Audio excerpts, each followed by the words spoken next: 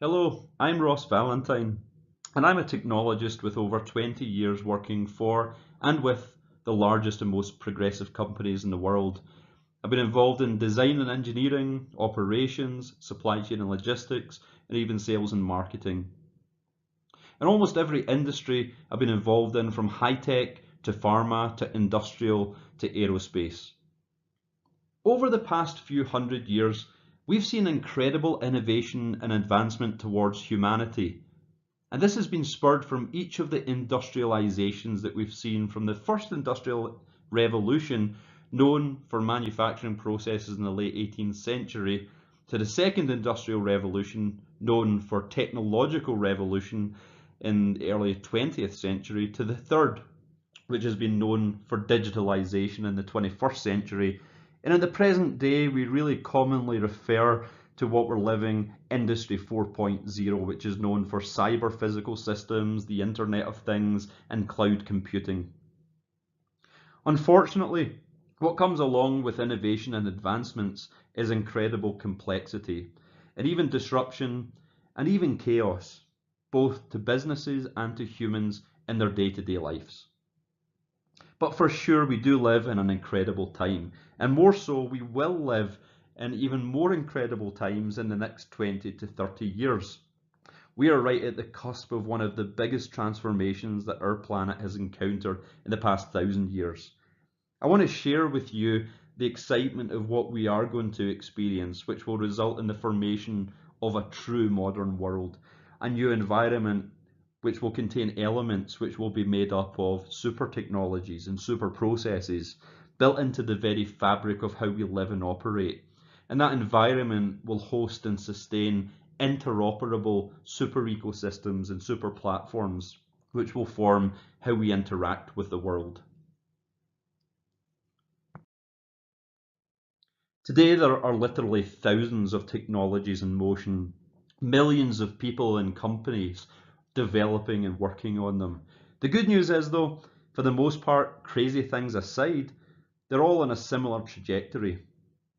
This here is an ultra simple depiction of just a few of the most influential technologies that are in play today.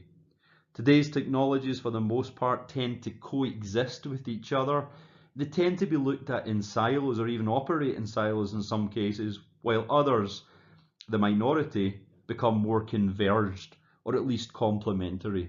For example, a natural coupling is IoT, or Internet of Things, and analytics. And we see this powerful combination in play many places today, both in the home, in cities, and in businesses. Another coupling which is pretty natural is analytics and cloud, and this has become a fairly obvious combination in bundling in commerce.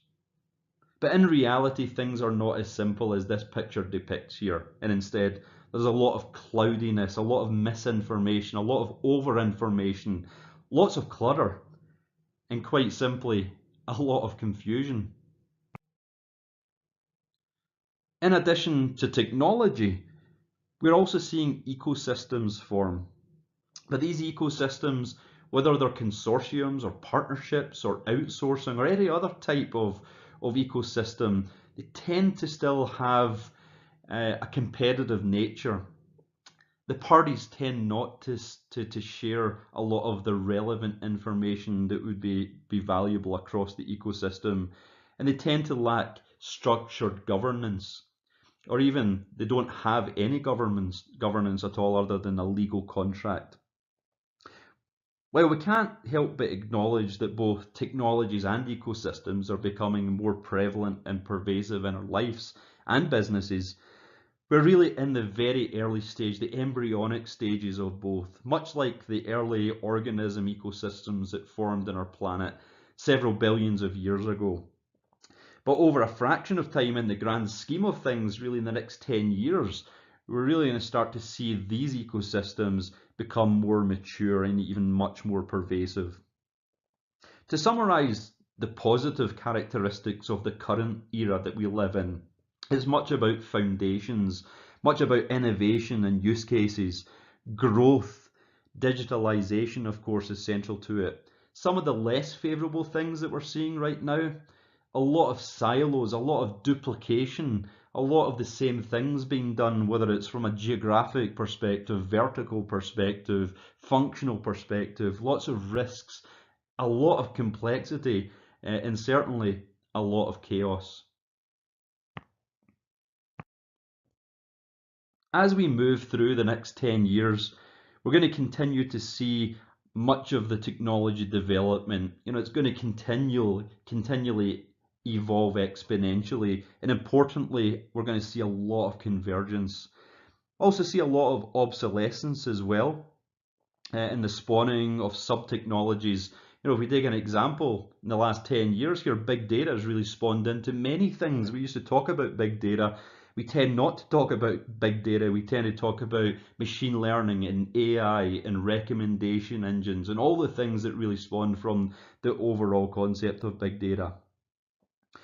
We're going to see a significant activity in the formation and spawning of ecosystems, a lot of which will be driven by platforms that we're aware of today, things like Uber, and crowdsourcing or crowdfunding communities, and also M&A, mergers and acquisitions, some of which will dwarf some of the most recent large acquisitions, the most notable ones like the born in the cloud Amazon's $13.7 billion acquisition of brick and mortar Whole Foods in 2017, or like what we saw with IBM's $36 billion acquisition of Red Hat towards the end of last year, 2018. We're going to start to see these things in much, much larger and much more accelerated scale.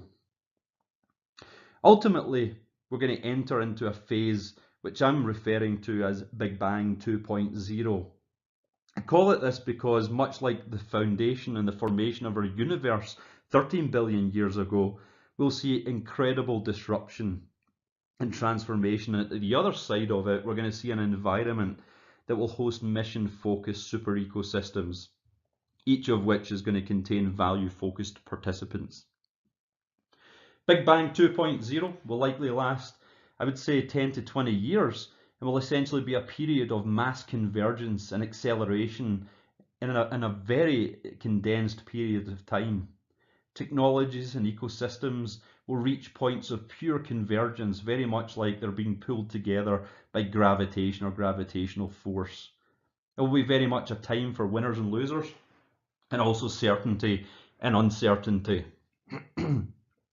To summarize the characteristics of Big Bang 2.0, is much about convergence, normalization, acceleration, and to some extent reformation. It will be a transition period from growth to value, from existence to purpose, from silos to interoperability, and importantly, from inefficiency to optimization.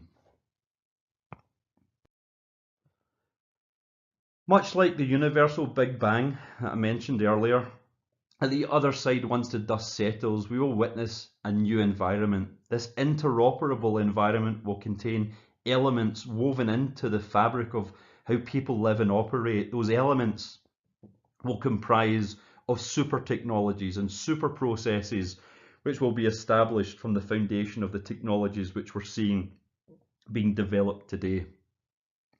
These elements will be many things such as identity, governance, infrastructure, interactions, connectivity, data, intelligence, and also measures. The environment will sustain super ecosystems and super platforms, which will be mission focused, basically established to serve a purpose, whether it's a supply chain to get goods to customers or develop a new product, or simply to fund a project. Value-focused participants will become part of many ecosystems and platforms delivering different forms of value, and ultimately being measured upon those values and the contributions that they make.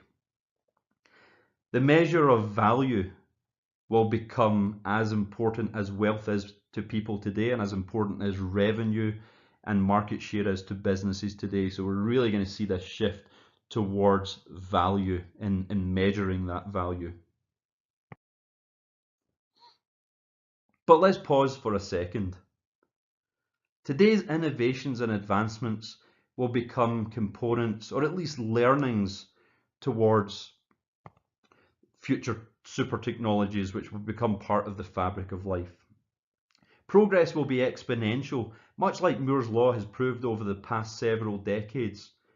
We should be in awe at some of the things that we have today: wireless internet, next day delivery of a purchase that you make via your mobile phone, crowdfunding platforms that will support your craziest of ideas and people will put money towards it, amazing, realistic and transportative experience through virtual reality, voice-activated artificial intelligence in the home, smart cities, semi-autonomous vehicles, autonomous vehicles.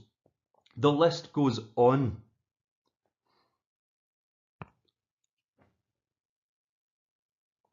But at the same time, we need to realise that we're extremely primitive and somewhat embryonic compared to what we're going to see in the next 10 years. As we enter into this notion of Big Bang 2.0, we will see the true meaning of disruption. But it's all part of our evolution. It's necessary. Our world has become so incredibly complex and inefficient, and as I've mentioned before several times, even somewhat chaotic. That's just not sustainable for our future generations. After 10 to 20 years of normalization, we're going to enter into really a new modern world, which will come with huge efficiencies. While it's impossible to predict what the long-term future will look like with any great certainty, we can be assured that some of the things that are important to us today may not be as important to us in the future, and some things that may be priorities today may become, or that may not be priorities today, may become priorities in the future. We've just got this amazing opportunity to make the world a truly efficient place. And importantly, we have a responsibility to protect our planet and humanity for future generations. We have some incredible challenges ahead of us, but ultimately, we need to add value at every step along the way to overcome those challenges. Value will become the most important measurement as we move into the true modern world. I hope you're as excited as me to truly provide value to this amazing world in which we live. You may question some of the concepts I've discussed from a new environment containing elements and super technologies and super processes and hosting super ecosystems made up of participants that have to provide measurable value. And you may simply question, are we really about to go through a major shift in which we live at all? But if we can learn anything from the past 13 billion years of existence, or even just zoom into our planet over the past 4 billion years, is things are cyclical and change is normal, and it's actually required and it's necessary. What comes from each major change is indeed a new environment. The elements that exist on our planet are the foundation of our life today. Life exists in ecosystems where each living participant does need to provide value and reproduce, or simply risk extinction. And life itself contains super technologies already. The most complex machine learning and not so artificial intelligence exists in the cells of our body, which informs those cells how to behave and operate. And it's super processes that do exist today in our bodies that move resources around to where they need to be, like blood, for instance. You see, all the concepts that will exist in the future actually already exist within us or around us and have been for literally billions of years. Thank you.